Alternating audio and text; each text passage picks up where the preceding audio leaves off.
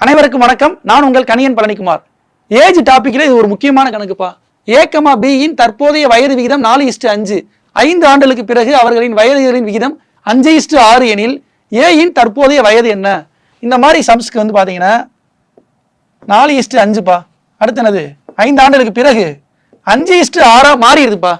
இதை வந்து மைனஸ் பண்ணீங்கன்னா 1 டிஃபரெண்ட். இந்த மாதிரி வந்துருச்சுன்னா நமக்கு பிரச்சனையே இல்லைப்பா. வந்தா நம்ம டைரக்டா பெருக்கி போட்டலாம்.